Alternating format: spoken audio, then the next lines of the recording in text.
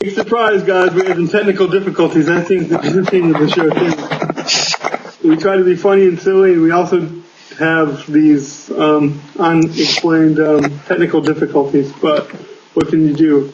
I was talking about my game with the Chiefs and how you really have to look at the quarter breakdown, not just the final score sometimes.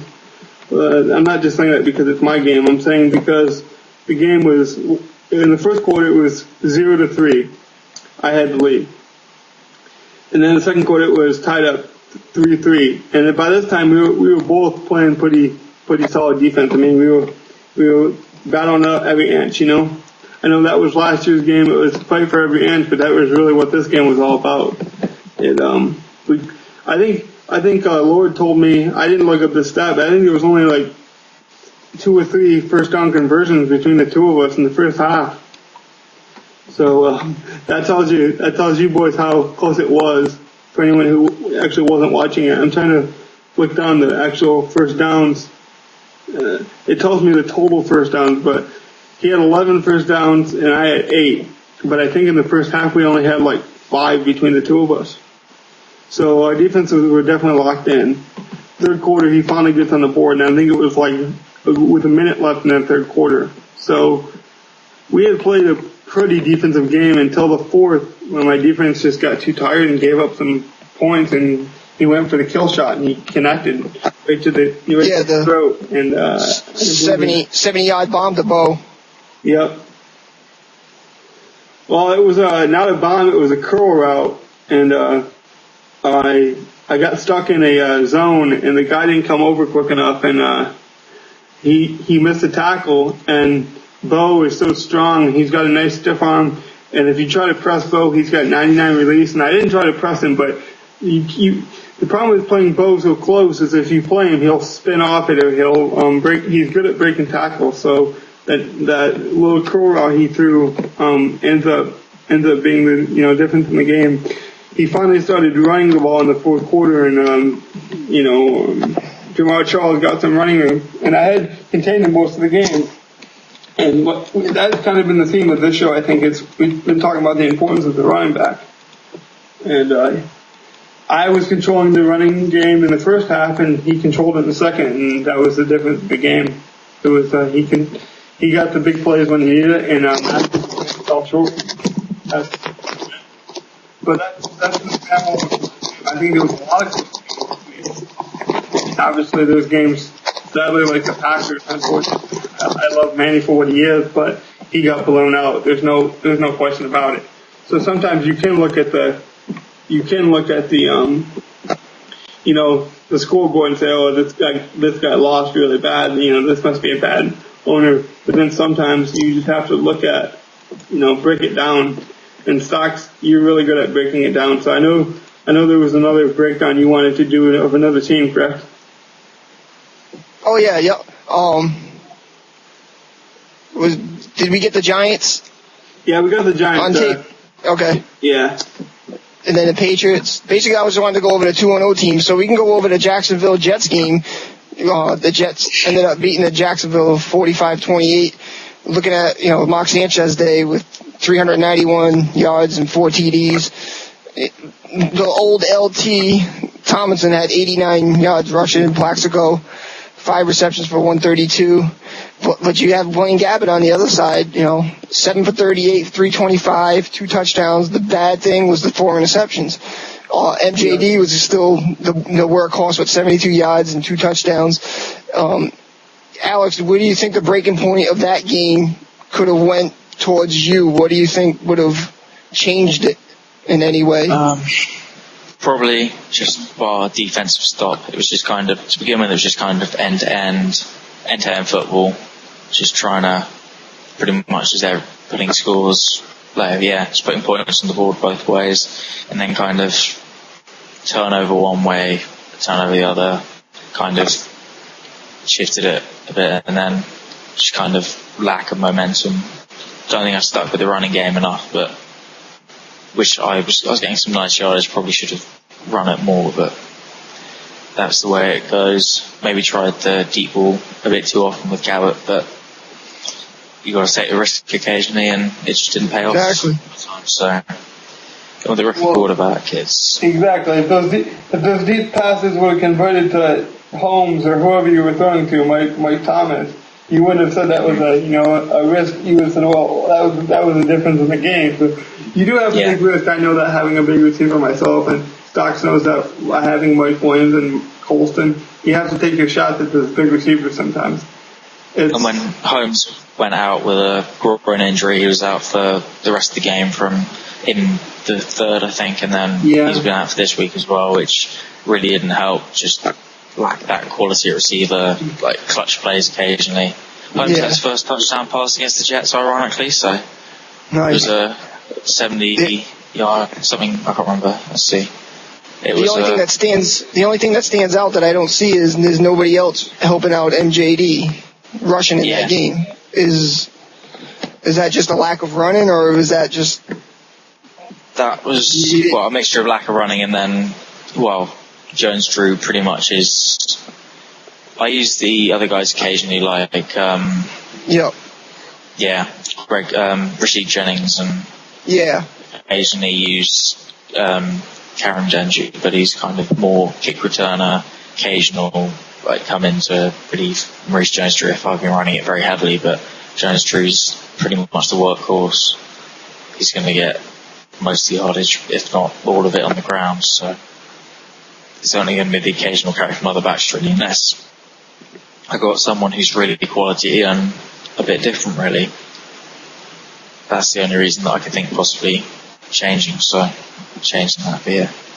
So how do you think you in your other game today against the Panthers, how do you feel? I know it's tough after not picking up a victory over these weeks, but what do you feel like you've learned that you can, learn from these three, losses that you've come across?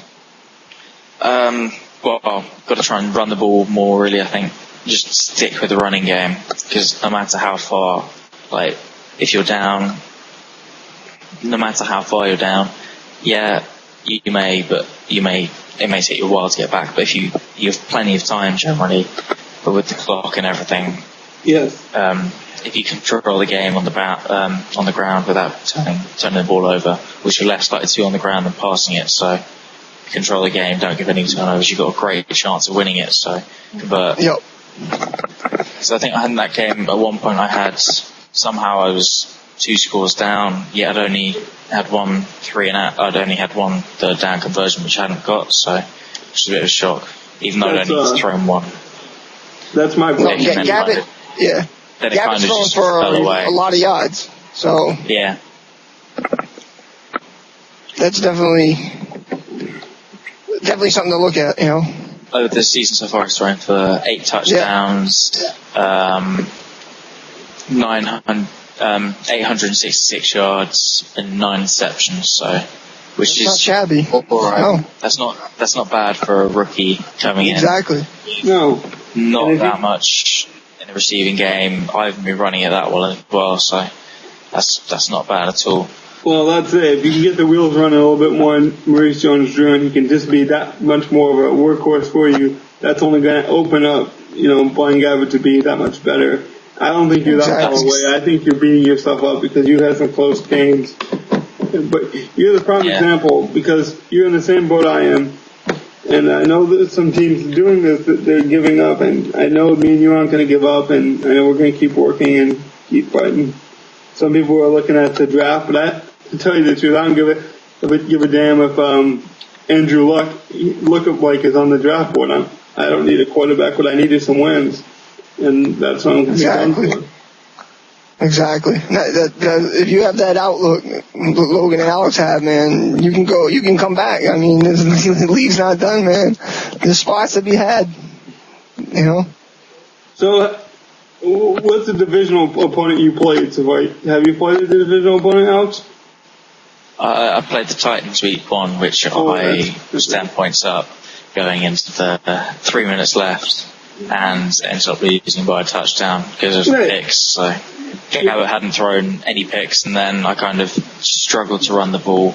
Yep. Even if I'd run the ball, it would have mean him burning all his timeouts probably, and then punting it, putting him in bad field position. But instead, I decided to go for a short throw, which was picked off by a safety because he was using the 4-6 playbook, so it was a flat route to my tight end going out to the flats, so, and it was just picked it off and returned for a touchdown, and then ended up getting down, and then after a 3 and out, and then he got a touchdown, and then kind of, just threw another pick trying to get it back. So the thing with Alex is he's scoring points. The 2 games he's already scored 55 points, so he's putting points up. And I think that's huge that he can do that with the young team he has and the young players he has. He can only get better with that, I think. Barring injury, the Holmes factor is eventually going to pay itself out.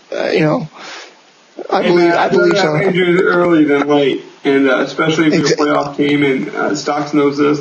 You want your injuries early and not late. I know one season we played a couple. What was it last year? It was one of our seasons last year in the fantasy draft, and you lost Adrian Peterson late in the season. Yep. Playoffs, it really messed with you. But if you would have lost him early, you could have made adjustments. And I mean, you played well. I think you signed Garrett Wolf or something, and you did all right. In the playoffs, and I think you had Gerhard, didn't you? Toby Gerhard or something like that. Yep. You had big Gerhard. Yep. But when you lose a guy like Peterson in your fantasy league last year, and going back to this year, so we're more relevant. When Alex loses a guy like Holmes, that affects an offense, but I'm sure he'd rather have that than have it week 13 when he's playing a divisional opponent when it really matters. Exactly. And that's We're not even in the divisional opponent this week. I know, looking at week 3 of the people that play, there's really not many people who played yet. But, let's see, Manny played the Bears, so he did play a divisional opponent. And I think there was one other game. And then Alex's game. But the thing is we haven't even played in a division yet. Those are the games you got to win. Those are the people you know. Those are the people you got twice a week or twice a year, so. You got the Vikings coming up. Yeah, I got the Vikings. If you win your divisional games, you should get in the playoffs unless you're the Oakland Raiders. Last season. Which, But, that's another story, but, exactly. Save that for another time, Win your divisional games and most likely you're okay. And the thing is, it's heartbreaking because people are giving up before they even play week 3, which is, week 3 is known as division week. There's still 13 games for me, 14 for most people. If I win them all, for example, I can get into the playoffs easily. Yeah. You can't give up. Maybe, for example, if you go 0-6, then you're in trouble, or any more than that. Yeah. Then you can start thinking about the draft and stuff, but if going 0-2, it may seem bad, but you just got to try and just go back to the basics, short passing, just keep running the ball, occasionally going for a deep ball, but just keep the simple stuff, get completions up, and just get in rhythm, really. That's what I find. We could break it down some more, but people already know who lost, who won, all that. We don't need to talk about that anymore. There's already been people down. So let's just go to week 3 and go to some big divisional games. You got the Giants and the Eagles, both 2-0. I think this is very good game. Primetime game. I think, like I said, if there was a way for us to watch a game, this might be the game I'd tune into. Exactly. If this is real football and we could watch any of these Madden games, this is one I'd keep my eye on, so I'll definitely be watching that one. Then if you go down... I've already tuned into one, but... tuned into an interesting one earlier. You got the Jets and Raiders, both 2-0. Yep. Yeah. and then I think that'll be interesting. So I've played both the owners, and they're both they're both fairly good, I think. Yeah.